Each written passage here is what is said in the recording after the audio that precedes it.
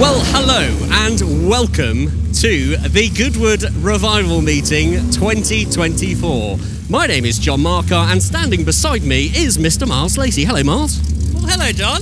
I was just going to say I'm very happy to be here, but no, I'm joking. It's absolutely, in case you hadn't noticed, we've got not one but two brollies. It's absolutely scything it down with rain. So it's going to be a very exciting weekend.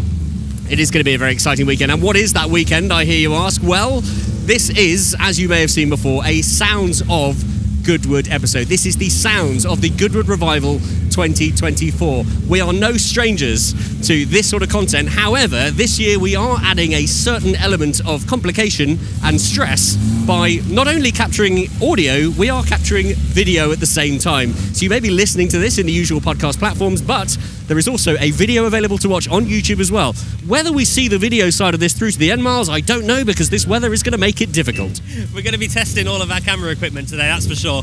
And the man standing behind the camera probably testing his patience as well. So we'll see how that goes towards the end of the weekend. What we can expect, though, with whatever happens when it rains, which is a lot in the UK, and there's motor racing involved, is jeopardy. And everybody loves a bit of jeopardy, don't they, John? Two things, actually: jeopardy and racing driver excuses, which are always. You're a professional racing driver. You've completed the book. I'm sure we're going to hear a lot of them. We'll try our best not to reference the weather constantly over the next 3 days, but it's bound to come up a few times. So, what can you expect from this episode? Well, the honest truth is we don't know. We never do. This is a run and gun approach. We don't know who we're going to talk to. There is no way of scheduling interviews. There is no way of planning anything. We just run around and grab who we can, and that is exactly what we'll be doing in this episode. We've got a few people we want to bump into there, haven't we? We always have some sort of vain idea of who we want to speak to, but then we'll be as what always happens with this kind of event is you're walking along and you'll bump into it and you go, hello, that's, and then before you know it, they're being tackled by us for a short interview. I think maybe people might cotton on this year and start running away from us. Possibly. We either get welcomed with open arms or they do run away. Anyway, that's our opening done. Welcome to the Goodwood Revival Meeting 2024 and the Sounds of the Goodwood Revival podcast. This is the Driven Podcast. My name is John Marcar. This is Miles Lacey. Let's go and do our best to not get too wet. The first voice that we found, I'm keeping you dry, Mr. Alex Brundle. How are you? Hoping this interview goes on a long time so I can continue standing under your umbrella. You are welcome under our umbrella anytime. Thank you very much. Yeah, very excited. I drove a listed Costin this morning, which was high on fun and low on grip. Visibility is not amazing, neither is adhesion, but we're having a nice time. Perfect. Now, we're about to do practice for St Mary's. Have I got that right? Yes, that's correct. That is this Mini, which I'm in, with Nick Swift, the official Willow, the current Willow, the next-gen Willow. And that'll be very exciting. And so I'm looking forward to that. Minis should do well in the rain, in theory. In theory. No, I think they do. I think the rule is just don't lift, right? Yeah, I mean, broadly, you drive it the same as in the dry and just slide more. I think you just slide the back more. But let's see. I think it's going to be a torque steer at dawn. And it's going to be all about keeping it moving forward. But should be a great laugh anyway. And we've managed to get out towards the front, which is nice. Because of a super fast, amazing qualifying time. Well, we are going to go qualifying now. We qualified from the stand to the assembly area to make sure that I get half a chance of seeing at least one clear lap. Now, that's a really good point, actually. So, Miles, fellow racing driver here, obviously you're used to going out qualifying according to the rules. This is a good little setup. If you can fight your way to the front, does that actually give a good advantage of potentially a good quali time? Yes, it does. Hopefully, that's the idea. So you get in and you just get on, and then hopefully it gives you a chance to get one clear lap in. And what's often one clear lap's all you need to be well clear of the opposition. Well, I guess what you could say is if you don't qualify well from this position, then something's really going wrong, isn't it? If you were horrid, you could say that, but I would never say that to anyone. No, neither would I. No. Neither would I. No. And so, Alex, tell us, will there be any sort of sneaky tactics from you or the team this weekend, based on you being in a Mini and some guys in some other big cars with maybe too much power in the wet? Sneaky tactics. I cast aspersions in a ridiculous level there. No, I mean, having front wheel drive and being light and nimble is not a sneaky tactic in motorsport. Otherwise, Colin Chapman would be in really big trouble. I think we're in the right vehicle for the circumstance, which if you can be, it's nice, isn't it? Perfect. Well, we'll let you get out. Good luck with the practice. I'm sure you're going to place brilliantly. And when we actually get round to that big, exciting race, because let's be honest, this is the one that everyone wants to see. St Mary's is the race of the Goodwood Revival. We'll see you up front and maybe even on a podium. I mean, dare to dream. That's the spirit. Dare to dream. A second driver and familiar face, and probably fourth or fifth time you've appeared on the Driven podcast, Mr. Steve Soper. How are you, Steve? I'm good, apart from this nasty weather. It should be a nice sunny day, and it's rain. But the only good thing is I'm in a Mini, which is probably a huge advantage in these conditions. Yeah, we've just spoken to Alex Brundle, and he was quite chuffed with the fact that he was in a Mini. So the advantage you've got, I guess, is a little bit lighter. All that front-wheel drive power, you can just kind of keep your foot right, keep your foot in, right? Yeah, it's probably not quite as easy as that, but it certainly should be easier than driving a Jag or a Cortina or something. Yeah. So the only problem is I've got Alex Brundle in one and Alex Buncombe in another. A lot younger than me and very, very quick drivers. So. They haven't got the experience, Steve. They haven't got that Spa 24-hour endurance championship E30 winning legacy. Come on.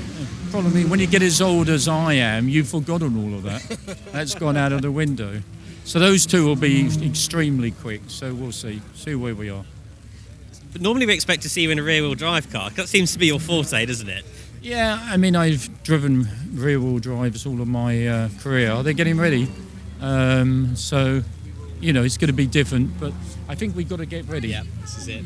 Go. Good to see you, Steve. Right, this is going to be the first of many. And again, if you are familiar with the Sounds of Goodwood episodes, you'll be all too familiar with my obsession with standing exactly here, the exit of the assembly area, as the cars drive out onto the circuit. I've chosen this exact moment to record this little segment because it's about to get really bloody noisy. So Miles and I, we're stood, for those listening and not watching, we're stood at the end of the assembly area, which is the little area where the cars gather. All the drivers get in, it's where we grab most of our interviews, and then they go through some white gates and directly out onto the circuit.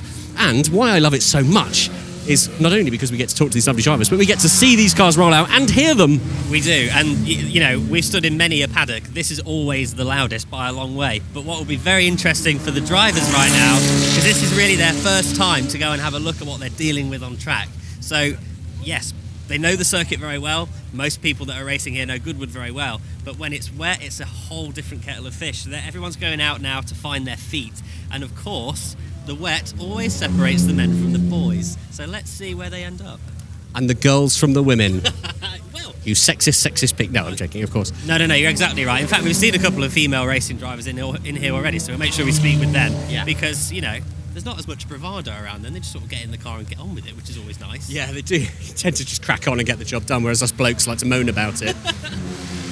Just like I'm going to do for the entire weekend, moaning about the rain.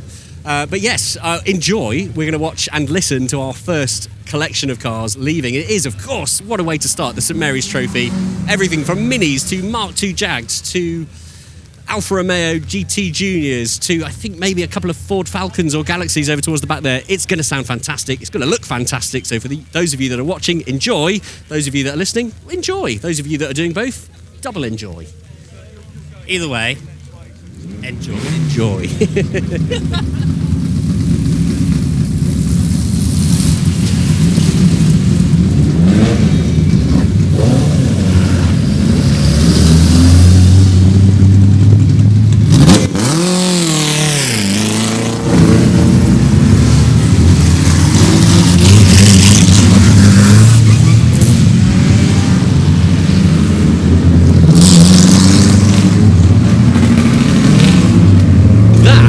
Is the sound of the St Mary's Trophy going out for their first practice run. Quite, there's some good noises there, aren't there, Miles? There's nothing ever prepares me for just how thunderous some of these cars are. And actually, they make it out onto the track and they like to put on a bit of a show as they're pulling out, don't they? They really do. They really do. As you said just now, testing the limits of grip, what better place to do it than straight out onto the track? Now, one of the things we've just observed here, and it's probably a great time to mention it, is that, as you may be aware, this year, for the revival meeting, the entire grid is fueled by sustainable fuels. So there is, we were just talking about it, weren't we, off camera, there's a slightly different smell to the grid. Well, there's a slightly different smell, but also my eyes are burning more than normal. I don't know if that's a product of the fuel or if we're just stood a bit too close. Great for the environment, but it will make you go blind. Now, I'm not going to try and fight with the sound of Ford Falcons driving past. So we'll go for a wander, maybe try and take some dry refuge for a moment, and then we'll find somebody who can tell us more about this sustainable fuel stuff at some point in this episode. Yes, that's the first assembly area done. We'll see what comes up next, and we'll keep you in the loop. It's still Friday. The umbrella, as you might have noticed, has come down because, heaven forbid, it stopped raining. That's a positive. Another positive is we bumped into our good friend and very talented racing driver, according to that marshal over there, Tom Ingram. Hello, Tom. That's my dad. Ah. It's not my dad, it's not. It's not my dad. It has stopped raining as well. Who would have thunk it would stop raining? I think it's only momentarily. Yeah. I think this is known as the eye of the storm. I was about to say the eye of the... Any second now we're going to see cows and furniture flying through the sky. How are you getting on? All right. Yeah, all right, you know. So far, all I've had to drive is one car. It was a Cortina. It was truly terrifying because it was wet. It's braced me for what's to come because I'm now about to jump into a TVR Griffith, and that's going to be a terrifying experience in the rain. That's good. Sorry, pardon my slightly... Just checking, I was recording. I am. That's good. I can't help but notice, Tom, you've arrived in the assembly area without a car. Yes, that is true. As you can see here on my timetable, it says it starts at... What time does that say it starts? 4:15. Yeah, what's the time now? 4:11. Mm-hmm. There's no cars. Yeah. Either I'm really early or I've missed it. I don't know which way around I am. Hopefully I'm really early. There was a cleaner that jumped into a TVR earlier, actually. That was strange. Yeah. Unlucky. Well, can we ask as well, without stating the obvious, TVRs are not famously known for having the most traction in the wet, so is there any way that we mentally prepare ourselves for an occasion like that? Yes, we brace it by saying, good news, there are vehicles turning up into the holding area. But traction isn't one strong point of this car, nor is my experience in it, because I've not driven it that much. Here we go. I drove it last week in the dry, and it was lovely. Yet everyone's told me in the wet it's quite scary. That, for anyone who's listening, is the first of many racing driver excuses that we'll hear over the weekend. Available in my new book, the Tom Ingram Racing Driver's Book of Excuses, available in all bad book retailers. Maybe we need to have like a pinging on screen, like ding, number 1, Tom Ingram, in at the top. Good news, my car is here. That's good, there it is, number 86. What an absolute stunner as well. Well, we'll let you go and prepare for that. What else are you driving this weekend? What else can we bug you around? So I'm in the TVR and I'm also in a Cortina, so St Mary's and the TT. The two I'm in, both in really good cars. The TVR that Mike owns is really, really good. He always puts a really good car together. I drove with his son at the members meeting in his Rover SD1. That was a great car. So he obviously likes me or something, I don't know, because he's asked will I drive his car with him in this one. So I said yes, of course. So I've got that, and then I've got a Cortina, which is the Alan Mann Cortina of back in the day. So yes, 2 cool cars. Mega. Right, well, we'll let you go and prepare for this. We'll see you maybe a bit later on with some Cortina action for the St Mary's official practice. And then over the weekend, no doubt. Absolutely, I'll see you there. So there we were, just getting over our riveting chat with Tom Ingram, as ever, just the most riveting man. And then we thought, who else could we bump into that's very riveting? Jake Hill! Here I am. Yeah, that's me. Can I just point out, without being too harsh, what's the main difference between Tom Ingram and Jake Hill right now? One's leading the championship, one has a championship. That's true. So, yeah, we are leading the British Touring Car Championship, which is pretty cool. But there's, 2 rounds to go. Anything can happen yet. What a very focused and PR-led way of saying that. Well done, Jake. Now, tell me, we're surrounded at the moment with E-Types, Cobras, all sorts of stuff. What are you about to pedal? I am sharing with Ollie Bryan in their Alan Mann Racing Cobra. So, mega bit of kit. I've been a fond lover of the car for a number of years now, and always thought that's the Cobra I want to drive. And I had to go in it about 6 weeks ago. I did 10 laps around here in it. That's all he could give me. And it was enough for him to go, yeah, you're driving with me. So that's cool. That is pretty cool. How does that come about? As in, was this something that Goodwood have arranged, or did he slip into the DMs and go, fancy a drive of this? It was a slip in the DM, yeah. But I must admit, I teed it up. So we were at Donington Historic Festival back in late March, early April. And we went for dinner, me, Carl Tilley and Ollie Bryan. I've known Ollie for a few years now, we're good friends. And I said a Cobra and a GT40 are the two cars I'm desperate to drive from the historic world that I haven't driven yet. About 4 or 5 weeks later, I get a slide in those DMs from Ollie saying, hey, look, I can't give you very long, but if you want to come and do sort of, 10, 15 minutes in the car, then you're welcome to come and drive it at Goodwood. So I came down, bit his hand off at the opportunity, and I'm sharing the car with him at the revival. Very cool. Now, we have noticed that it has stopped raining. It's still a bit damp on the old floor, but how are you feeling about driving a car like a Cobra, which is, at the best of times, in the dry, a bit squirmish, in the lubricated circuit? Yeah, I mean, it's not the car for the conditions. The E-Type's the one that's, much better rear suspension, and it allows for a lot more traction, and the Cobra just doesn't have that. It has the power, the chassis is good, but it's just a very stiff platform, and it just won't allow for that sort of greasy conditions that we've got. I fear it's going to get worse before it gets better. It normally does. The rain has stopped, so the circuit's going to go that polished sort of greasiness that we get, and we're so used to here in the UK, and proud of, I guess. But hey, it makes us Brits good racing drivers. So, looking forward to it. I mean, hey, a slippery day in a Cobra is still better than a day not in a Cobra. Here. I think that's a very, very good point. Now, do we need to let you get prepared and get your lid on and stuff? I'm going to go out second, so not from that aspect, but I was just going to have a chat with Ollie and just make sure everything's cool. But otherwise, yeah, good to go, mate. Awesome. Now, very quickly, as well as the Cobra, what else are you in this weekend? So, I'm in a Plymouth Barracuda in the St Mary's, obviously part 1, because that's the pro race as such. And I'm also in the Jaguar HWM that I drove last year in the Freddie March Memorial. So, really looking forward to it. Perfect. Right, well, good luck. Have fun. Thank you. See you over the weekend, no doubt. See you soon. Cheers, guys. Well, we hoped this would happen, and we couldn't plan it because we can't plan anything at the Goodwood Revival, but we've bumped into the one and only Amy Haynes. Hello, everybody. Thank you very much for having me. Now, we've done this. I'm so glad we have bumped into you. Hopefully, this isn't going to be the only time we do over the weekend. We said in our last podcast recording together, the three of us, that there was a very, very, very good probability that we might be rushing out of here at some point because of that. What? Are you pregnant? How'd you guess? This is just a curry. No. Yes, no, I am 10 days away from giving birth, so it's I'm here. We were just wondering when baby Lavant Shell Oils Corner No Name Madgwick Haynes is going to be born. Hopefully not until at least Wednesday next week, because then I've got time to edit after this as well. So you are, just to confirm the rumours, you're here working. You're here on your feet with cameras, multiple cameras, working. How's that going? How are your feet? Feet are okay at the moment. I think the minute I take my shoes off, I'm going to regret taking my shoes off. But I'm here today with Pirelli, tomorrow with Goodwood.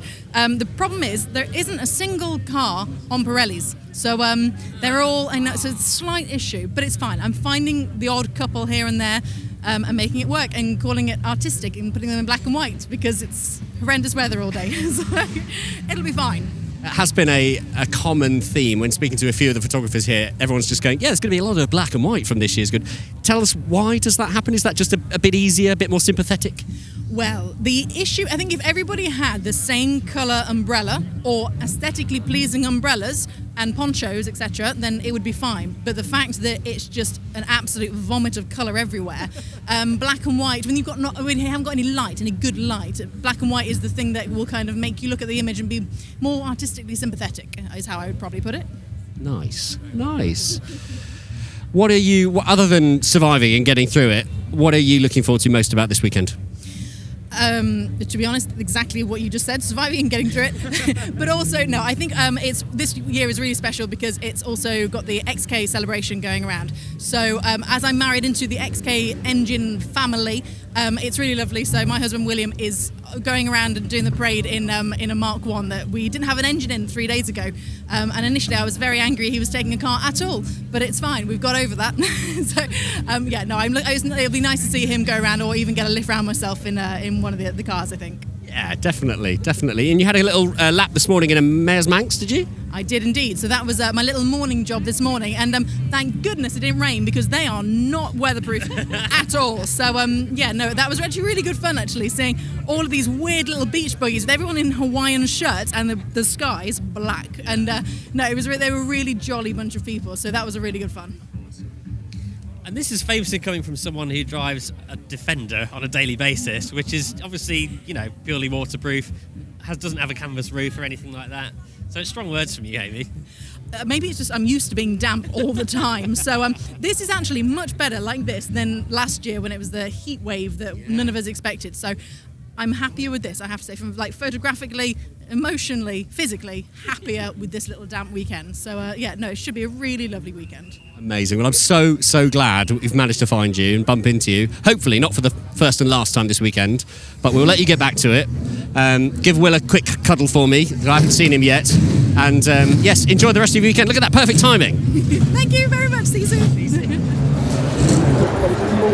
As we often find in the collection area, some interesting people of automotive fame, none less than Mr. Dave Clark, who famously is the man that sold the Marcar and F1 back in the early 90s. Now, this man has got many stories to tell.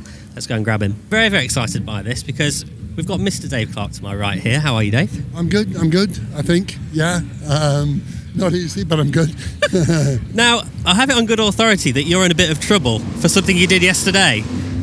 Yeah, well, sadly, I've not been too well for a year and a half, and I can't drive. And I drove Maya Kazawa around the circuit, and my wife saw it and assumed that I was in the race, which didn't go too well, actually. But anyway, I'm not in the race, but I just wobbled around. Well, we're very happy to see you in good health now. So tell us a little bit about the car that you're here with this weekend. Yeah, it's a car that I actually originally bought it in Japan, and then I've known I knew her father Tetsu as well, Ikazawa, and she just put this idea to do something commercial with the car, and I said we can't do that at Goodwood, and so she twisted the Duke of Richmond around her little finger, and it's still round it, and it all happened, and I just think it's a great thing, I mean, she's got all her sort of clothing here and everything. She's got her own little place, and Daniel Arsham, who's a pretty prolific modern artist, he's coming tomorrow. So yeah, maybe it's Charles's first commercial deal. I don't know, but I think it's great. Yeah, there's a fantastic story behind the car. So for those that don't know you, you're more famously known for your involvement with a certain McLaren F1 back in the day, and also have it on good authority that you're still the man to know for that particular car. Will be fair in saying that?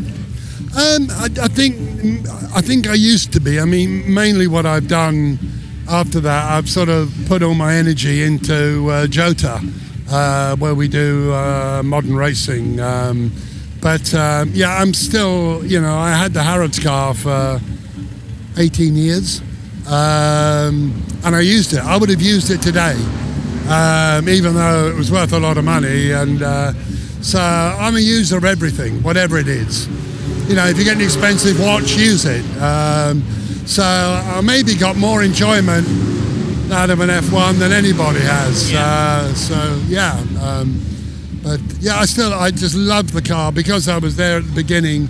I just love it, and I suppose what I don't love is that people don't drive them, which is a bit of a shame, really, because it's the same now as it was, in 1994, 2004, 2005. But just because of the value, I think that's the exciting thing about it. Yeah. The value. Yeah. I mean, you pitch up here in the rain, which I have done a few times, and it's just how it is. And it wasn't worth that 25 years ago, but I think it's the same with all sort of cars or sort of expensive watches. People don't use them or wear them, which is a great shame. No, it really is, and it's like, as you say, there's not many people that can claim that they drove the Harrods McLaren F1 car for many years, but this is the man that does. I also hear, a little birdie has told me that whilst we who love cars, we tend to have garages and lofts and sheds full of bits of cars. But I hear that you've got quite the stock collection of bits of McLaren F1. Would that be true? Yeah, that's true. That's true. And I've got an enormous amount of, I'm probably selling it all now, but I mean, I got a phone call one day from a guy we used to deal with at BMW. He gave me this very Germanic phone call about all the engine parts, which there are thousands of. I said, well, how much do you want for them? He said, I'll send you the list. I said, oh, don't, it'd be boring. So he did send us the list, and at the bottom was the price. So I bought all the parts immediately. So sadly, they're very, very reliable. If they weren't, I would be the man. Yeah. I'm waiting for that guy. I'm waiting for the guy that's got the engine problem. But maybe I've waited too long. Well, this is your opportunity. Yeah. This is the opportunity. If you're the owner of a McLaren F1 and you need some bits, call this guy. Dave, it's an absolute pleasure speaking with you, and I could literally speak to you for hours about all the anecdotes that you have from over the years. Maybe we can get a longer conversation with you one day. Yeah. But have a fantastic weekend, and hopefully we'll catch you again. Thanks. Come down to Jota. We would love to. Yeah, come down to Jota. Yeah. And I'll see you later. Just on that note, before we move on from Jota, I believe that you're moving away from the Porsche next year. Yes. Yeah, we've done we can only go so far with the Porsche, and as you probably know, we're very ambitious, and we've done a factory deal with General Motors and going to run the Cadillacs, and which is a fantastic thing for the company. Not just the race team, I mean all the people. That's great, and so yeah, we might get a car soon. I mean, to be honest with you. I remember in the day when the 956 first came out, I went with Stefan Johansson, who's a mate of mine. I went to Paul Ricard, and it was Reinhold Jost's first test for the 956. And I looked at him and I thought, one day. Now that day came, but we've run it for 2 years. But, Roger's got the works deal, and we can't get that. So he did say to me, Roger Penske, a few weeks ago, he said, have you ever thought of being someone else in life? I said, of course. Roger Penske. He said, no one's ever said that before to me. And he laughed his head off. A great guy. Anyway, thanks, guys. Thank you very much, Dave. And we'll definitely take you up on that offer. We'll see you again. Definitely. Okay. See you later. Thanks, Dave. See you later on. Now, there are certain voices that we always like to feature on our Sounds of Goodwood episodes. One of those voices is Mr. Sam Hancock. Hello, Sam. Hello. Thank you very much. That's a very kind thing to say. We do try our best. Now, Sam, I notice you're not in race overalls at the moment. What brings you to the assembly area for the official practice of the St Mary's Trophy? Spiritual guidance and a few pearls of wisdom that I'm sure my friend Nico Ditting will ignore as he climbs into his Alpha GTA for qualifying. But no, I'm sharing with Nico Ditting in the Stirling Moss Trophy in his TB4 GT, which we did. We sloshed around in the sodding, heavy, thick, biblical rain earlier on, trying to pick out a somewhat clear line through the puddles, and now I'm here just to sort of laugh at everybody else trying to do the same thing in their sessions. Love it. This is definitely, it's a challenging circuit at the best of times, isn't it, Goodwood? Throw in extreme weather and it does become a completely different kettle of fish, doesn't it? It really does. I thought I was being incredibly clever as I sat down with Nico over breakfast this morning talking about fancy wet weather lines, the wide karting line and all this, only to get out there and try it and find so much standing water on those wide lines that it just kind of tugs at the tyre and pulls you out towards the grass, and realise, well, I just have to take exactly the same line as everybody else. So it was really, really challenging this morning. Goodwood is a low grip circuit in any level of rain, whether it's even just spitting or more like this. So and of course these old cars on these old L section tyres, you really have to kind of exit the pit lane and tell your brain, right, I'm stepping out onto an ice rink and I should expect that low level of grip when I brake and turn for the first time. And if you do that, you'll still be disappointed about the lack of grip we find, but it'll put you close to the sort of correct level of expectation. But if you don't have that sort of flip of the switch mentally, it's very easy to get caught out and just plough off the road on that outlap, and normally on that first corner actually. Now, for those that don't know, you're very, very, very well experienced in driving many, many different circuits around the world, but there's not really many that compare to Goodwood, are there? Goodwood almost isn't like any other race circuit we drive globally, right? It really is. It is a celebration of motorsport history in every sense, including the circuit layouts, the circuit runoffs, the flow, the rhythm. It still is, even in the way, even the apex curbs. We're used to now going to all these other circuits where we have massively wide, quite aggressively corrugated curbs, and you can run over them, you can run beyond them, and then everybody gets into these boring conversations about track limits. This is the one place I have never, in 25 years of racing here, heard anyone whinge about track limits, because the track limits define themselves, and if you test them, you're going to know about it pretty quickly. Yeah, that's very true, as we saw earlier on today in free practice. But obviously, we say not much at stake today because it's free practice and quali, but there's still some very, very valuable cars out there. So there's plenty at stake for those guys for sure. There really is, and the special thing about Goodwood is obviously you've got some of the world's most valuable cars here being raced. They don't stay under wraps when the heavens open. They're out there aquaplaning with the rest of us, and that's why Goodwood is a little bit nuts, but in the best possible way. Well, everyone's still smiling when they get out of the car, so I guess that says a lot about the event, doesn't it? Yeah, well, that depends on your lap times and the pecking order on the result sheets, which for me wasn't quite where I wanted it to be this morning. But look, I'm happy to be here because as a pro driver in this world, you never really know if you're going to have a drive at all, and sometimes the cards fall in your favour and you end up in a couple of cars, or occasionally even more. And this year, only a couple of months ago, I thought, everything I had lined up just fell by the wayside one by one. Car problem here, somebody cancelling there, and you're suddenly staring down the barrel of a revival meeting without a drive, which would be heartbreaking. And then suddenly two great ones, the Ferrari Dino, the 246S that I normally race, was entered, and I was really looking forward to sharing that because it was the two-driver version of that race for the first time in 10 years, happening tonight. I was paired with Tom Christensen, and then we had a few issues with that car that meant we just couldn't quite get it sorted in time, so very reluctantly had to withdraw it, hopefully back next year. And then I was really grateful to Nico for inviting me into his DB4 GT, because this is a fantastic car, and it's just good to be a part of it. And it's good fun. These two-driver races, I really think they are great fun. I like the whole pit stop strategy and the driver change stuff, although I'm terrible at driver changes, but I quite dislike the whole thing. That, I think, is the most exciting thing to hear, is everyone kind of watching and listening will be thinking, I hope it's as cool as it sounds, and hearing that is brilliant because it proves that it really is.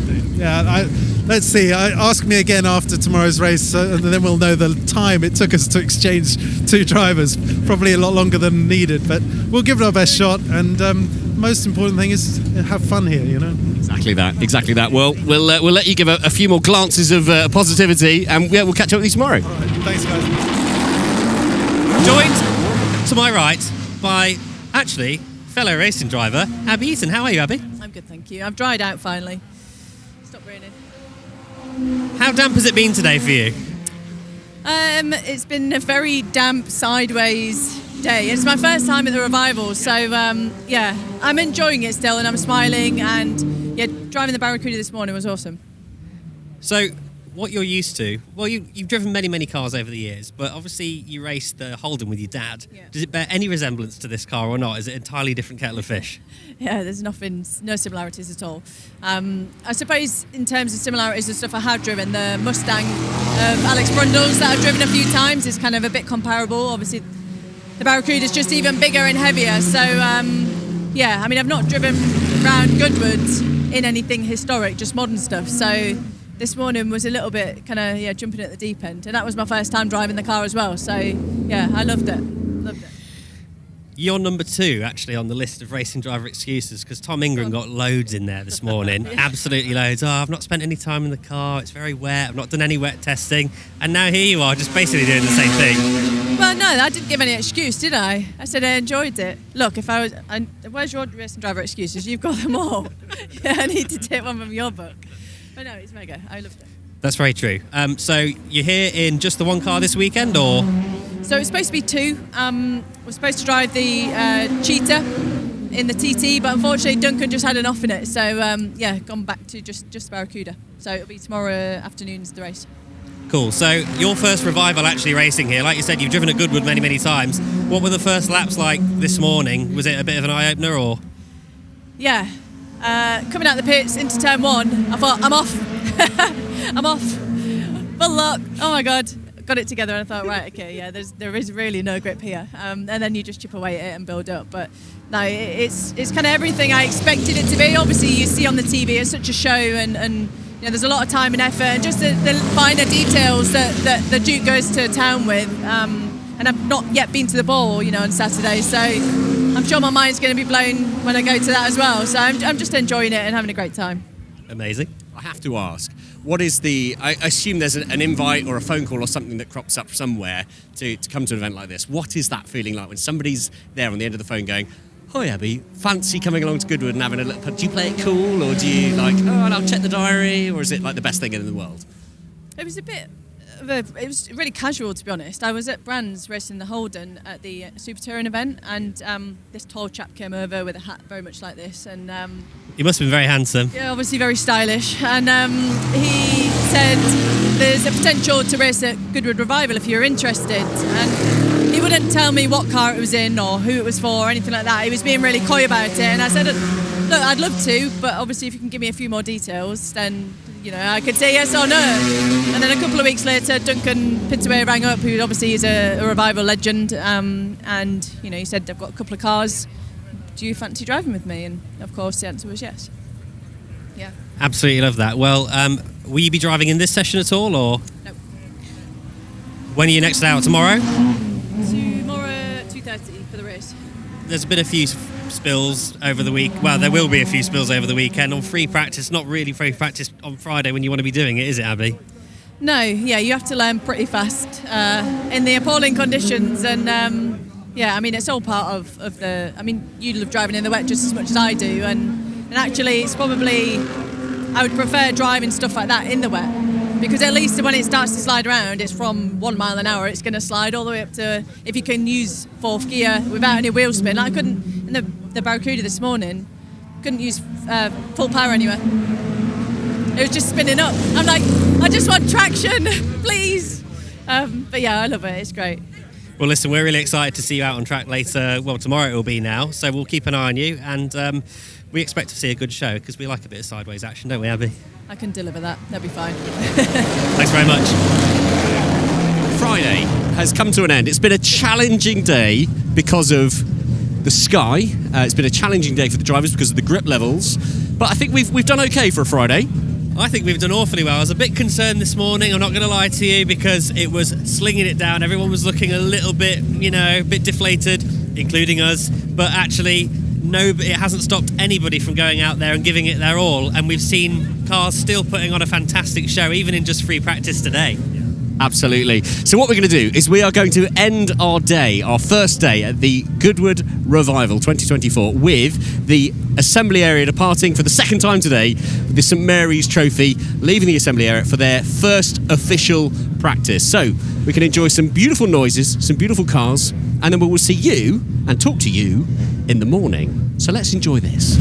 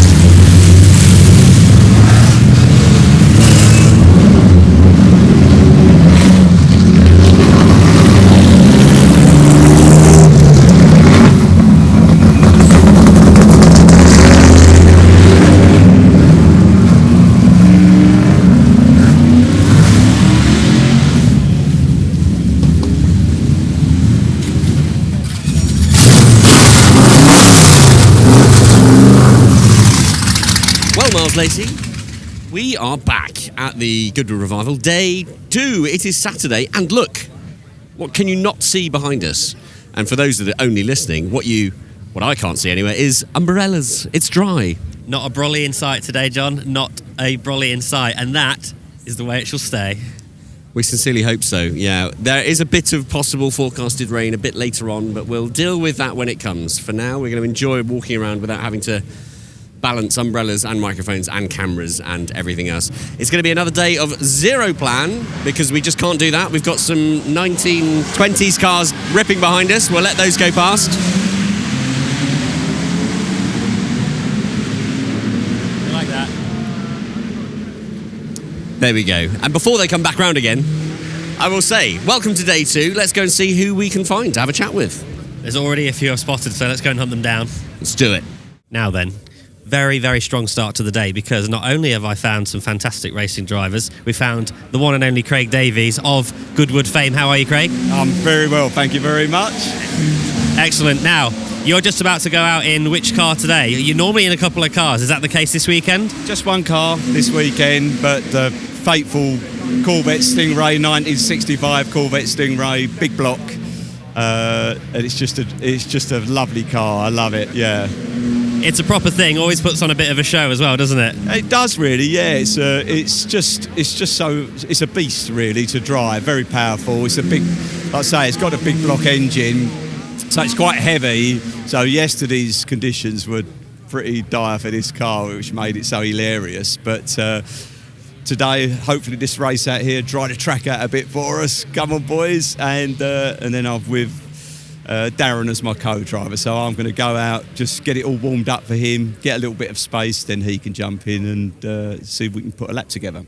Such is the life of a pro driver, where you send your man out, put a bit of temperature in the tyres, and then they go and look like a rock star after that, don't they? Yeah, well, the plaudits are all there, so quite right as well. Brilliant. Anything from you, John? No, I mean, it must be quite good fun when you've got somebody like Darren as your second driver. That's got to be a competitive car, isn't it? Yeah, I mean, totally. At a members' meeting here earlier this year, Darren stuck the Mustang on pole position, and we were running real strong and just had a little fuel problem on the last lap. So, we went from second down to fourth. But, he put a magical stint in, so I'm hoping the same today. Well, we'll be keeping a very close eye, and we want to see some big licks from you, as always. And we'll catch you over the rest of the weekend. Thanks, guys. Have a good weekend. Cheers. Thank you. I promised yesterday in our introduction that we wouldn't just speak to racing drivers, we'd speak to some lovely media personalities. We found a friend and fellow podcast, Mr. Jonny Smith. How are you doing? Hi. Yeah, I'm good. I'm definitely not a racing driver. Would you like to be, though? Yeah. Would you do a bit of this? I would. I was actually just talking to my friend about, he said, would you ever race a car here? And I said, yeah, I would, but I do a hell of a lot of practice first. Because although it would be enormous fun, I wouldn't want to be an embarrassment, and I wouldn't want to damage a car either. No, that is a good point. So maybe, can we make that happen? Should we just apply... 2026, 27? Yeah, we'll start practicing next week, and then for 2027, we'll do like Battle of the Podcasters at Goodwood Revival. No, because you've got some serious wheelmen. I don't, and we don't. I think between me and Rich, I think we're substandard wheelmen, I would say, combined. But, I'm not having it. I think you're doing yourself a disservice there, Mr. Jonny Smith. I don't know. Well, when I worked on the TV, I was surrounded by people that were really good drivers, so I definitely improved by just osmosis, watching what they do, and I remember, just seeing what Tiff does, what Jason does, what Vicky does, and so I suppose you do go, those are good techniques. Yeah. So, the question would be, what would be the pick? What kind of era would you want to place yourself into? It's a really good question, because my brother would go pre-war every time. And they're surprisingly quick, aren't they, some of those cars? But I think my heart's probably in 60s stuff. Yeah. Hence the dress. It's probably the era that I identify with the most. And I would love, it would be suicide to get in something like a big block Corvette or Cobra straight away. But I would aspire to that. Yeah, I think you're right. I think something thunderous and something a bit dramatic for the telly, where a little bit squirmy looks very impressive. Probably looking at me going, don't do that. Don't. But that's one of my dad's dream cars, a split window Corvette Stingray. So it'd be lovely to be able to go out on that and go, hey Dad, look, I'm driving it and not crashing. Yeah. Well, if it's good enough for Craig Davies and Darren Turner, it's good enough for us. Do you think? I think so. Yeah. You here all weekend? No, just today. Oh. Just come down for a long day. Nice. Yeah, I thought I'd just come in a my friend's Model A Ford, which is actually better off-road than a Discovery, as we've just realised going through the car park. So, yeah, it's good. I love this event.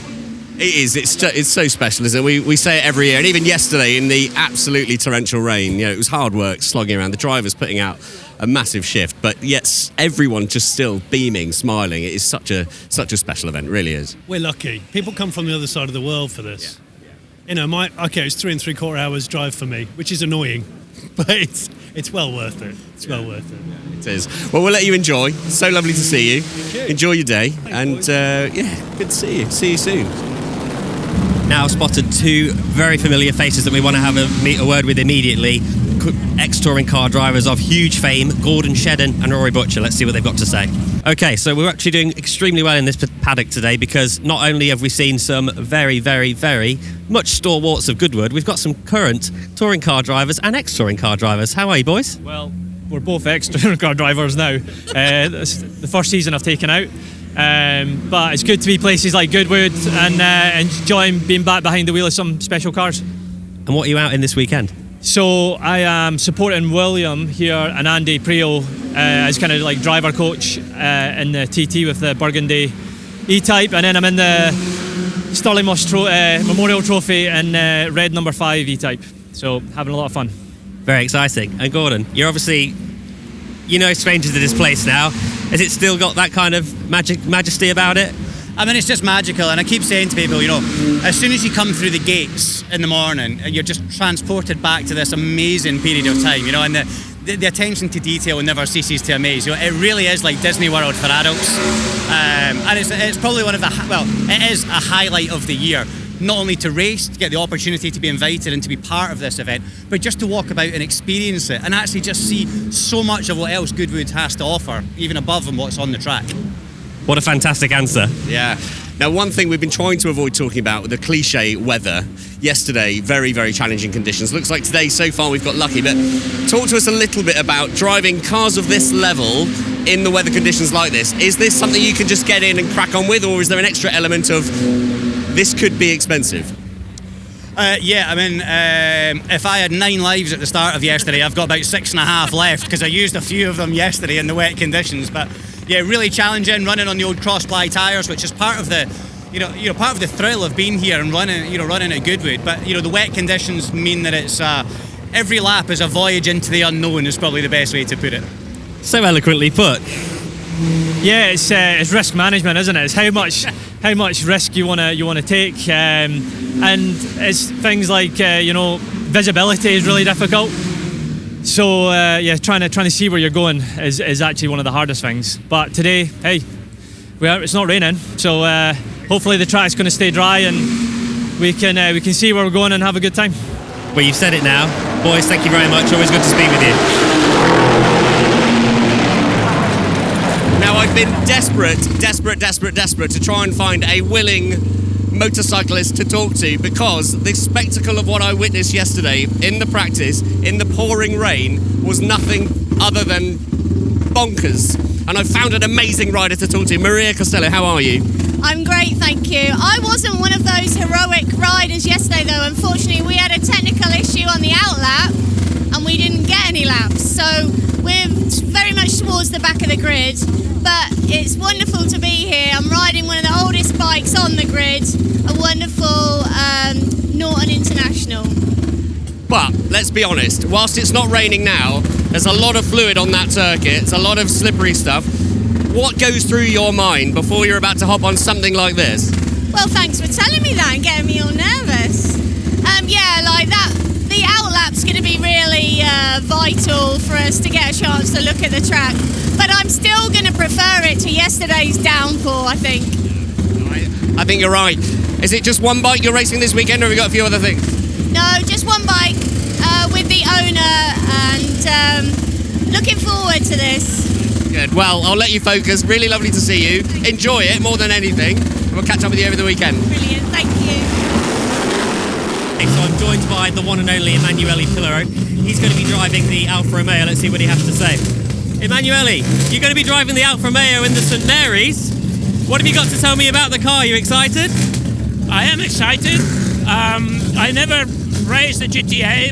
It's a car that I admired when I was a kid. You know, it has written a big chapter in the history of motorsport, touring cars. And yesterday was heavy rain, so I was hoping to try the car in the drive, but it does drizzle a little bit, so we see how it gets. But I'm really happy. The GTA, you know, Alfa in the 70s, 60s and 70s was really, really a big name. And GTA, a lot of great drivers have driven it. So it's cool. I'm very, very happy. That's great news. And how do you think you're going to compare to the big cars like the Fords and some of the bigger engines? I don't know, because I really don't know this car. I qualified 15th in the wet. They tell me the car is better in the dry. We see, but for sure these monster big cars, I'm used to deal with them. You know, they blow by on the straight. They brake about half a minute before you can do it. and then at the end of the day, the lap is more or less the same. We're very excited to see you racing in the St Mary's. And this would be, how many Goodwood revivals have you been at so far? I think all but a very, very small, maybe about 3 or 4. So for sure as many as I could do. Sometimes, occasionally, it did clash with some races. Yes.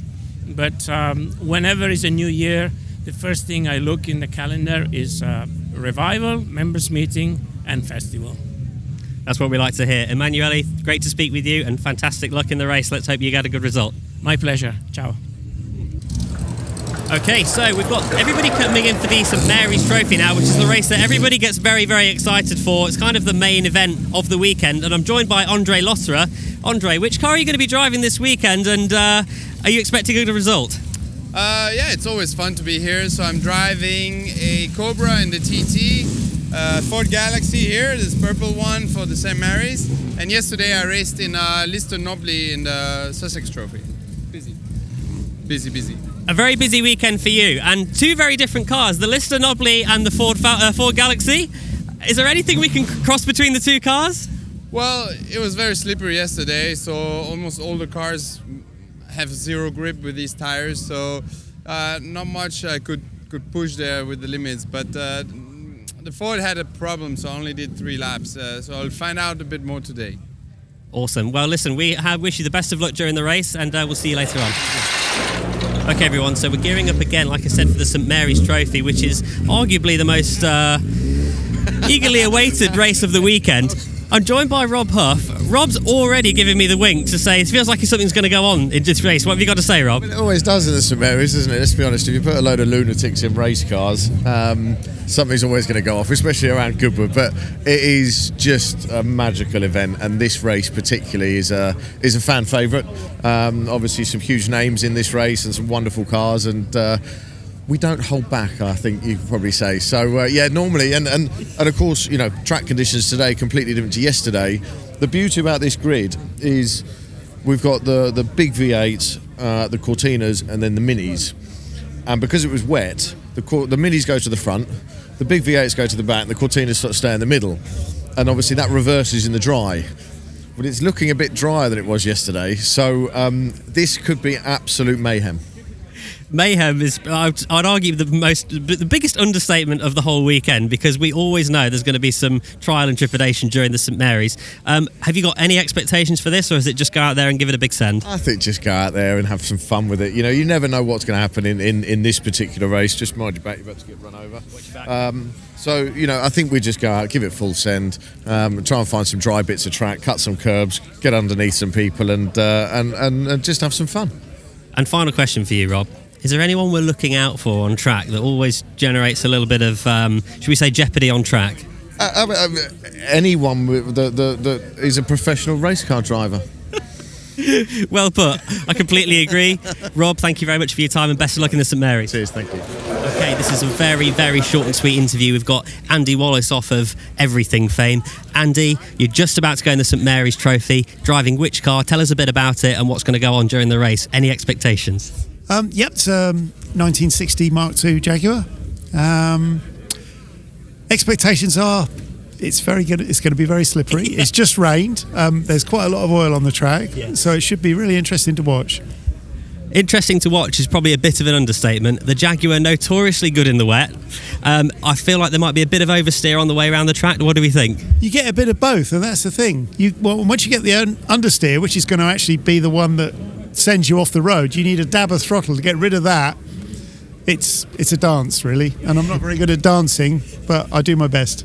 You're basically employing every bit of driving skill that you've experienced over the last however many years, deploying it all in one lap. Well, you could say that, or you could throw everything away that I've ever learned in all those years of racing, because this is completely different. But no, it's Goodwood, isn't it? And Goodwood's an amazing event, absolutely amazing.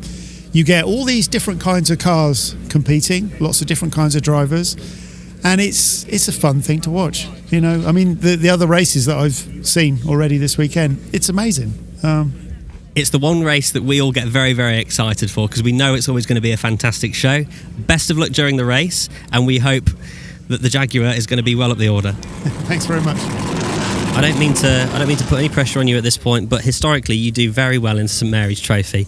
Of course, I'm speaking to Jake Hill, off of touring cars, off of historics, off of pretty much everything these days. You tend to go quite well, don't you, Mr. Jake Hill? We have a good go around here at Goodwood. We've had a great run, with members meeting and with Revival. This is the first time at Revival that I'm, driving multiple cars, which is nice. And the old Barracuda here is next on the list. So fingers crossed we have a good run. But starting P4, it looks like a bit of a drying circuit now, so going to be a tough one. Plenty to play for, potentially horsepower on your side. Potentially. The first couple of laps are going to be real interesting, but then at the same time, we've got Frank Stippler in this lovely Alfa next to me, and the Alfas are pretty quick.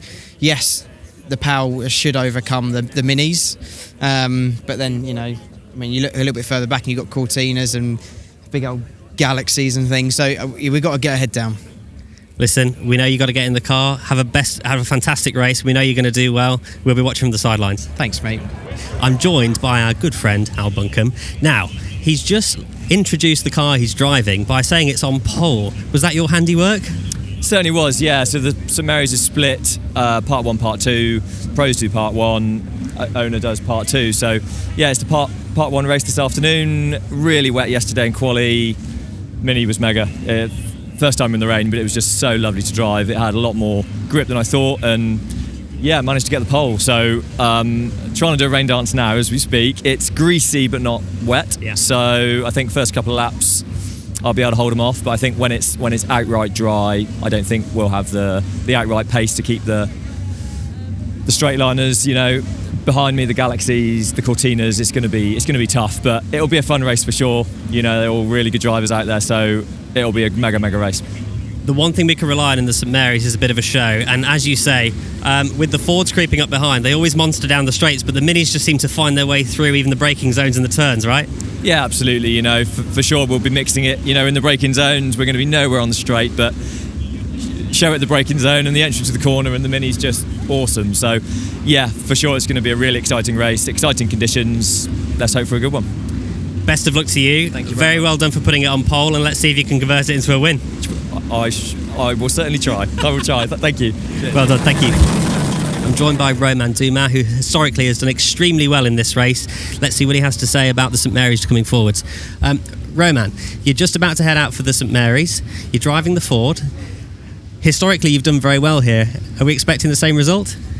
Well, it will be not easy. As you see, I will start last because I didn't do any practice. I just arrived last night. So, will be a big challenge, but let's see. I mean, at the end of the day, it's very nice that Bill Schaeffer and his team accepts that I will not do the practice and play the game that I will start last. So let's see the race. I hope it will be dry and to enjoy. That's the most important. Absolutely. We know that you always put on a good show here, and expecting that the track's drying, do we expect that we can maybe work through the pack during the race? Oh yes, for sure. I hope, but let's see. It's really depending of the track, and I didn't drive this car for 2 years, so but I think it will be okay. Listen, best of luck during the race. Thank you for speaking with us, and we'll see you at the end. Thank you. We also have car owners here of the Shepherd family fame. Let's see what you've got to say. Even though you're not driving this weekend, are there any expectations? Not really. To be honest, to start from the back is always tricky. and there's a fair few more galaxies than there were previously. Getting those two abreast, it's not easy at the best of times, so we'll see. But he's obviously not bad, so we'll see what happens. Amazing. And in terms of the other cars that are out there, everything's a bit lightweight, they're really good in the wet, etc. But do we think that the Ford might come into its own during this race? It really depends quite what the conditions do. If it gets a little drier, a little less damp, then yes, for certain. But Roman has obviously the natural talent to pull it to a position anyway. So he'll make the most of what it does have, even with its deficiencies in the wet. Well, listen, we're wishing you the best of luck during the race, and historically, we know that the Ford goes very well around here, so let's see how we go. Brilliant, cheers, thank you. I'm joined by Christian Horner off of Red Bull fame. Christian, you're just about to jump into the Mini for the St Mary's Trophy. Is this your first time racing in anger at St Mary's, or have we done one of these before? No, I did it before many years ago, but it's about 10 years now, so we'll see how we go.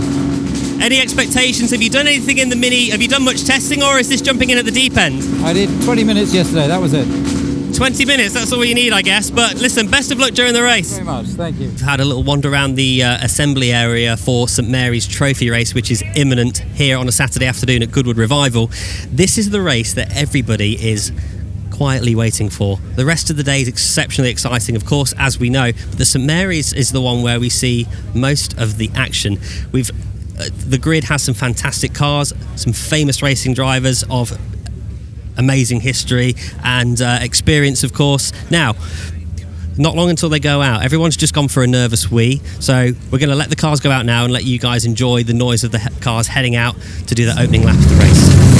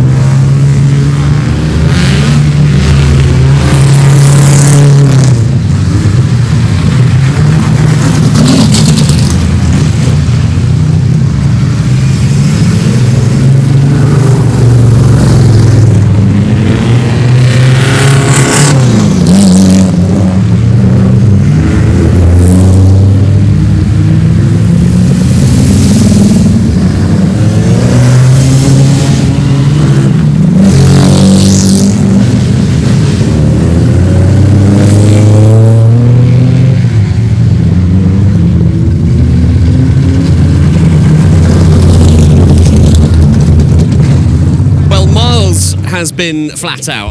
I'll be honest with you, I went off and had a nice hospitality lunch with Alpine, so thank you Alpine for that, but I left Miles to it. He's now off doing something similar, and I've arrived back in the assembly area where I'm now surrounded by a celebration of the XK engine. So we are surrounded by beautiful E-types and C-types and D-types, and there's an HWM over there and all sorts of amazing stuff. And also here, can I just point out this lady here? Amy Shaw Photography, Amy Haynes, is still at it. She's still on her feet. She's giving birth next week. In fact, Amy, Hello. I'm just celebrating that I'm in awe. Because can I just remind you, dear listener and viewer, this lady's giving birth next week. In 9 days. 9 days. She's having a baby in 9 days, and she's here working at the Goodwood Revival. Yes. How are you coping? I'm probably suffering a little bit more than I would dare to admit right now, Oh. but it's fine. We're okay. We're still powering on through. After this is my last big thing, so I'll be okay. So does that mean tomorrow you get to just relax a bit? No, of course not. My husband brought a race car, so we've got to be here for all of that. So no, I'll be doing race prep, well not race prep, but celebration prep. So that's the plan. But yeah. How do you feel about this weird embrace that we're in right now? Quite enjoy. This is the longest we've embraced. Quite enjoy. We've known each other for 15 years, and we've hugged maybe 3 times, and this is quite strange. Should we let go? Yeah. No, Your darling husband is out somewhere in a different assembly area. Yes. I was hoping to talk to him because he is, of course, the grandson of XK. Would be the ideal person to talk to, but he's off somewhere else. So can I press you for XK knowledge instead? Well, I'm terrible. Earlier, I called the XK engine a V6. He's like a straight 6, darling. So I am not the person to talk to. Baby brain. Baby brain. I'm not the person to talk to about XK engines. But he would be delighted to bore your ears off if you would like to hear all about XK engines. I'm sure we'll catch up with him at some point. Well, I thought, as it was quiet and there was a nice moment, I thought I'd grab you and just say, look at her go. I mean, for goodness sake. And obviously, if you're only listening to this in audio format, in case you haven't picked this up, Amy's very pregnant. Yes. Yeah. Yes. Good for you. Thank you very much. So, I'm going to try and waddle around a little bit more, get a few more pictures, and then, probably go and have a lie down in a quiet, bar with a Coke. Yeah. Go to the bar for a soft drink. Cool. See you around. See you around. Bye.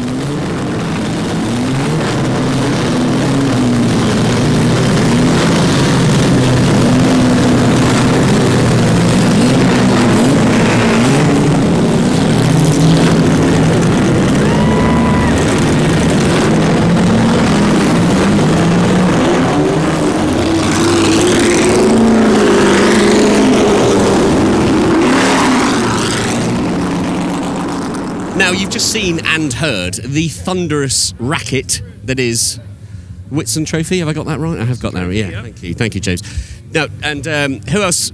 Well, I was hoping actually to bump into a few people. We were hoping to talk to Adrian Newey in there. We were hoping to talk to Nick Padmore, and then suddenly the marshal said, no, they're going now. So I'm the best of the rest. So, luckily, James Cottingham appeared, and we thought, oh, you'll do. Now, James, before we get into it, yesterday I was sat in a beautiful hospitality suite having a beautiful lunch, watching a television screen where you were driving your GT40. That's my brother. Oh, was it your brother? No, you were on the screen yesterday. No, Jeremy's in the GT40, hence he's just got out. Oh, well, forget this then. But I did watch it and think, oh my God. No. So, I was watching that entire race, watching the guys pushing those cars to the absolute limit. And so, yeah, I guess, does it make it harder for you to be sat on the line watching your brother pedaling the car thinking, Christ? I think the big difference is when it's your car. So yeah, it's pretty tricky watching him qualifying and pushing and having a big off like that. But he was he controlled it very well and didn't hit anything and carried on and still qualified best GT40 on the grid. So good for him. He's doing well. But I have to admit, in the Sussex Trophy, I was the second driver in the Lister and did leave the pits and spin at no name on the outlap because it was so greasy and slippery. And my heart was in my mouth at the time. And that's someone else's car, so that's the problem this weekend. As we've seen already, there's been a few cars off, and it's so easy because this place is scary and fast in the dry and in the wet, and it's next level, and when these cars, especially on these tyres, when they just have that little slide, so much more difficult to hold them and correct them. And once you're off, you're a passenger.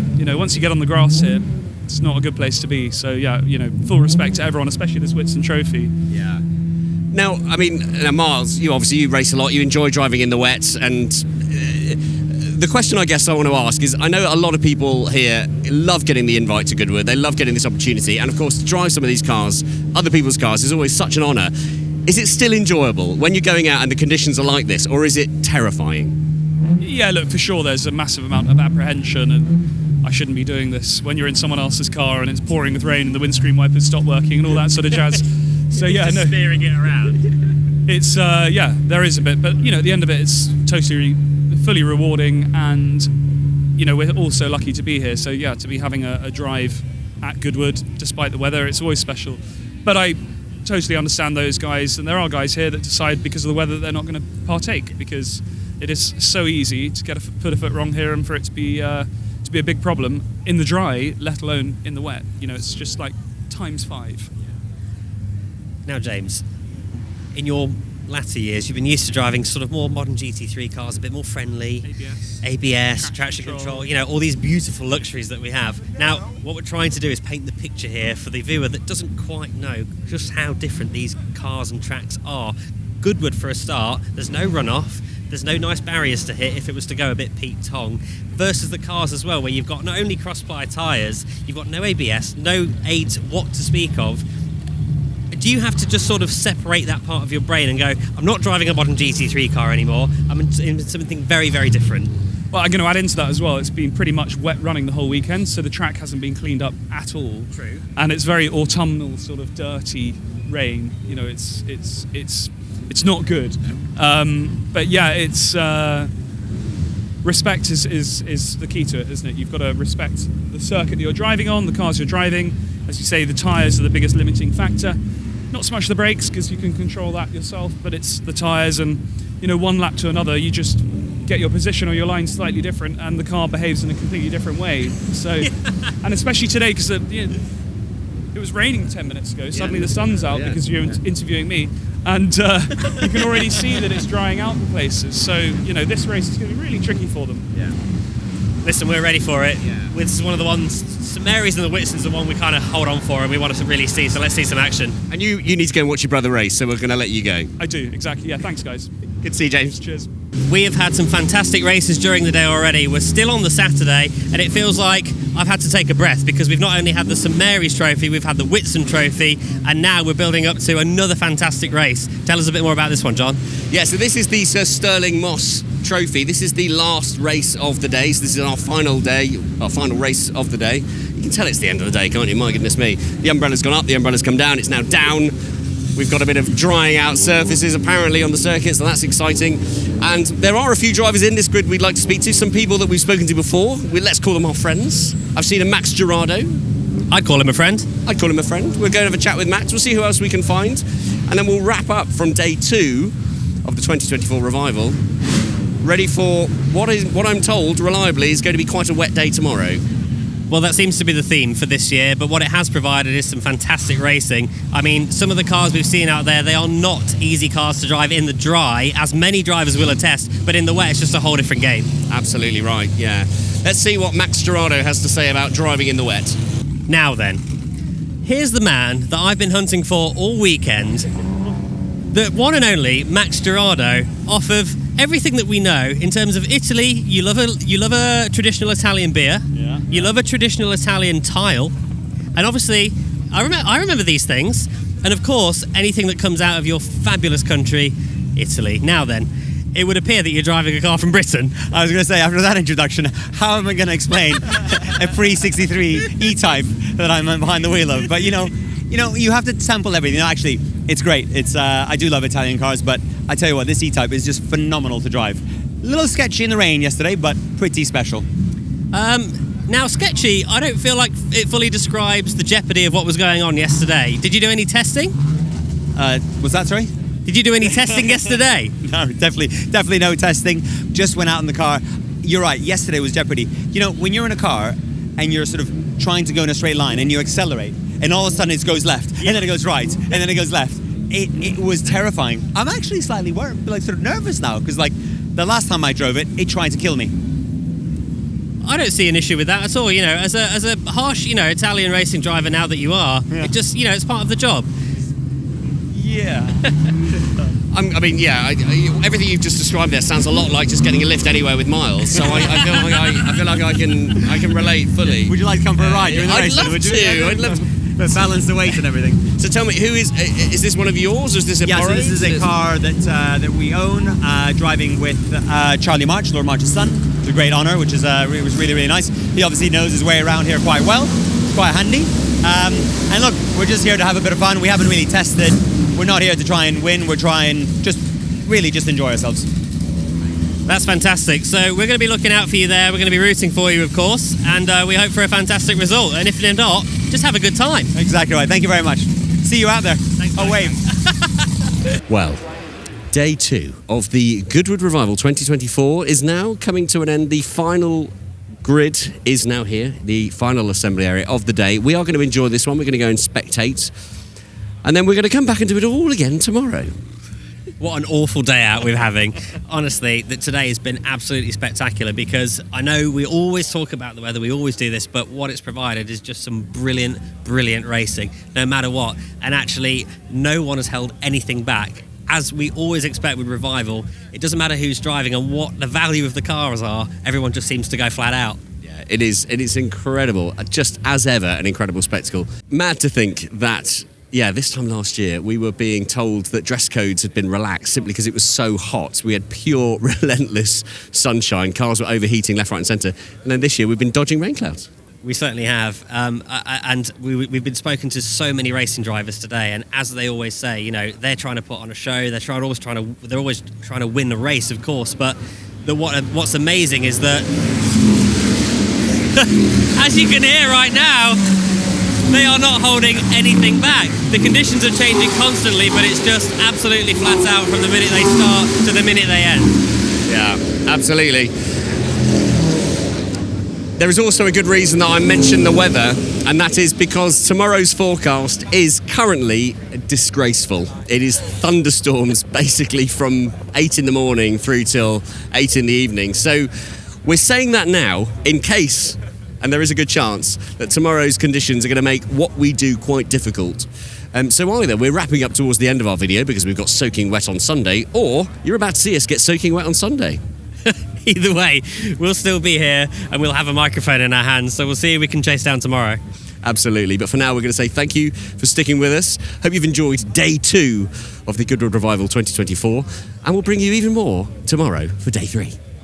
Well, hello and good morning and welcome to day 3. This is Sunday at the Goodwood Revival, and we precursored our Sunday with a bit of a pre-warning that it might be a bit damp, and therefore conversations and the usual flow of guests might be a little dampened, shall we say.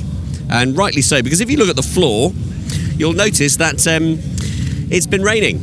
And the forecast all day today is solid rain all day long. So today is going to be a challenge.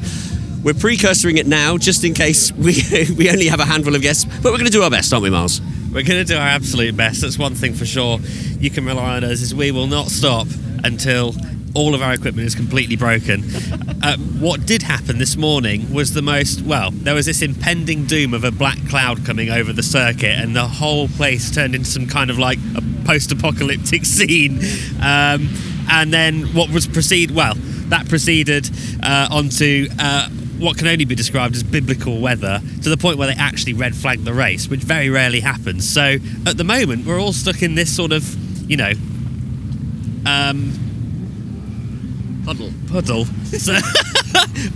puddle of disappointment. However, we can hear some cars racing again. We can hear some engines revving, so that's quite promising. It is promising, and the forecast today is constant torrential rain and then a dry spell and then torrential rain, dry spell. So the schedules, the timings are going to be changed. There will be conditions, including some predicted thunderstorms for this afternoon, which may mean some races even get cancelled, or at the very best case scenario, called to an end slightly earlier than would usually be. So we're going to do our best to bring you as much content as we can today. It is going to be challenging, but we're up for the challenge, aren't we? Absolutely, always. One thing's for sure is there'll always be some spectacular scenes on track, and yesterday, I don't know if there was something in the water, but everyone seemed to be going bigger than ever. There was some spectacular lunges and drifts, and there was a particular Austin Healey that just seemed to large it all the way around the circuit, so that put a big smile on my dial. Absolutely, yeah, you might have seen that on the social feeds. It's well worth catching up. If you haven't done it yet, go and catch up with some of the social clips from this event, because the driving has been spectacular regardless of the weather. We're going to do our best to bring you as much content as we can today. I've already spotted one familiar face that I have to catch up with, which is Charlotte Vowden. We always talk to Charlotte when we're at Goodwood. So let's go and have a quick chat with her, see how she's getting on with the event, and then see who we can find in the assembly area who's getting ready for a challenging drive. Let's go see who we can find. Then, I'm standing next to a very large tent. For those of you that are audio only, but those who are watching on the video, you'll see there's a very large tent just to my left, and also to my left is my good friend Charlotte Vowden. You seem to be... There's a list of people I always want to try and track down at Goodwood events that I want to talk to, and you're one of them, Charlotte. So how are you doing? I'm very well, thank you. That's a very kind thing to say.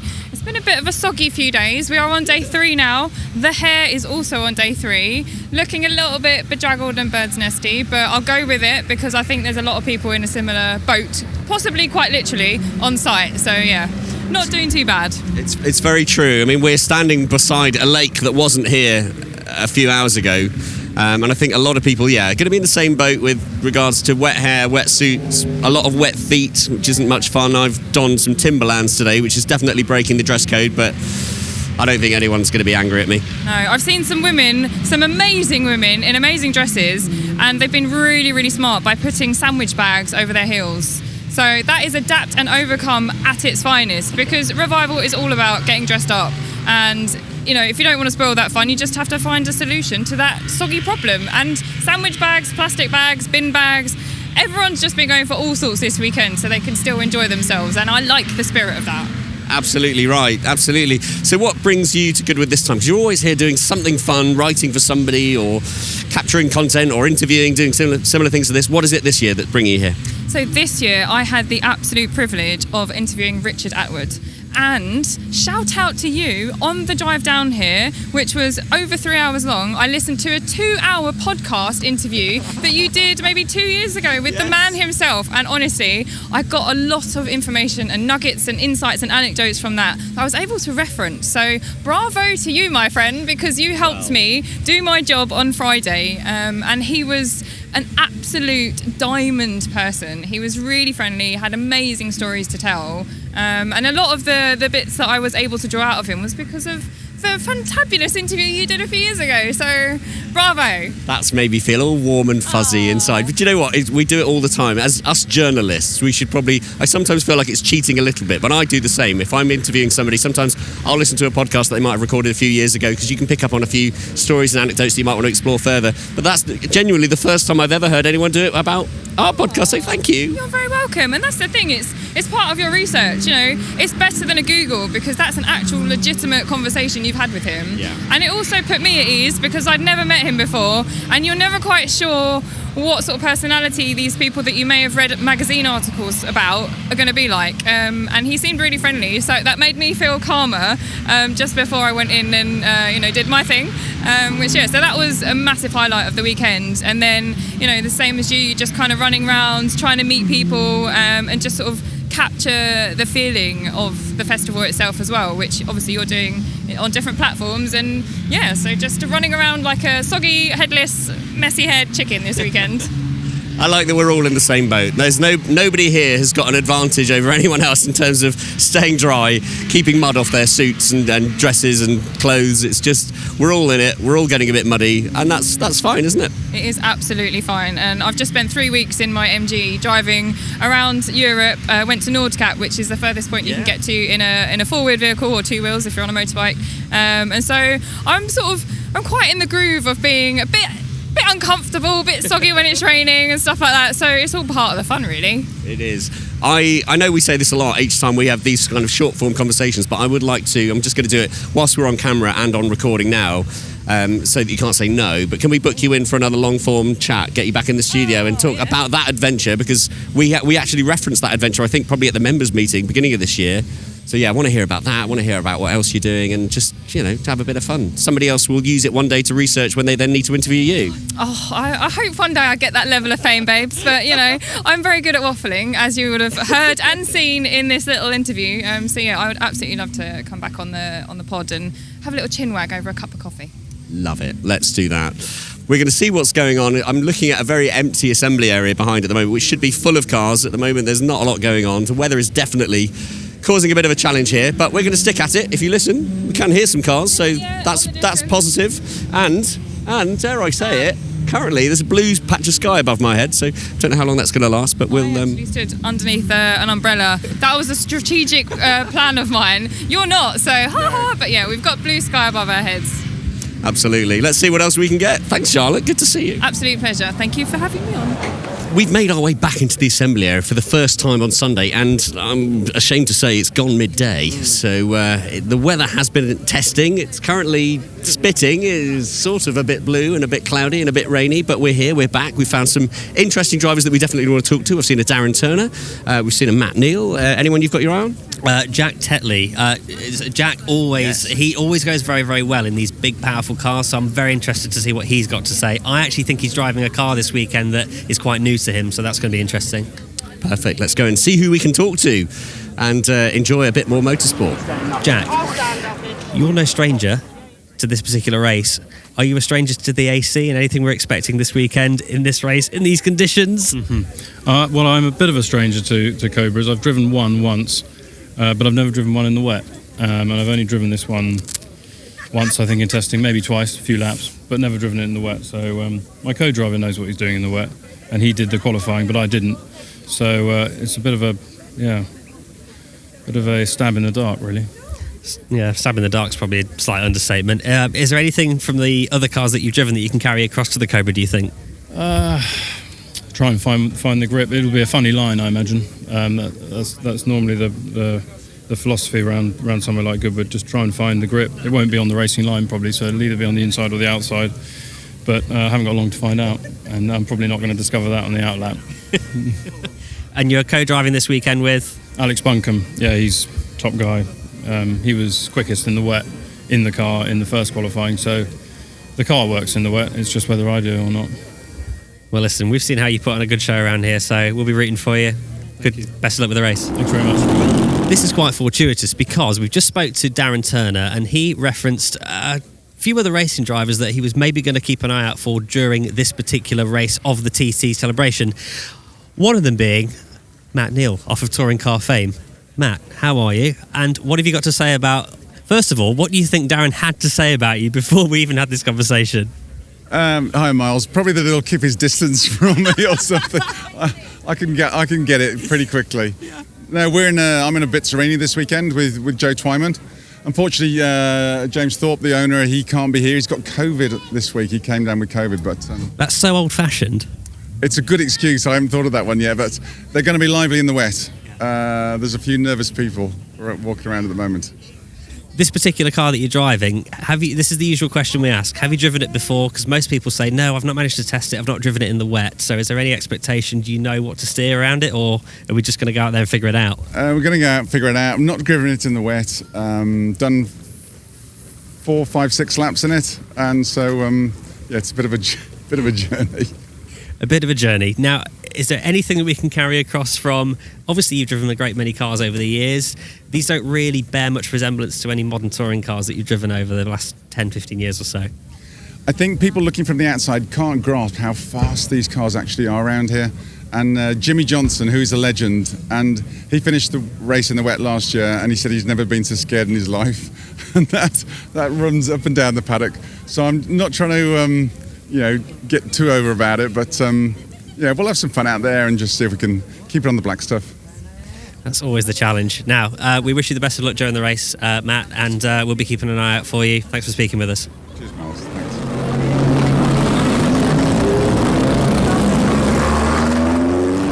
Boys and girls, viewers and listeners, we have now reached the end of the Goodwood Revival Meeting 2024. It's been a challenging one, Miles, hasn't it? Do you know what? The last few years has been extremes of one thing or another, even if it's just the amount of miles that we cover on our feet during a weekend or the weather. This weekend it was a bit of both, and actually the last time I was this wet I think I'd fallen in a river.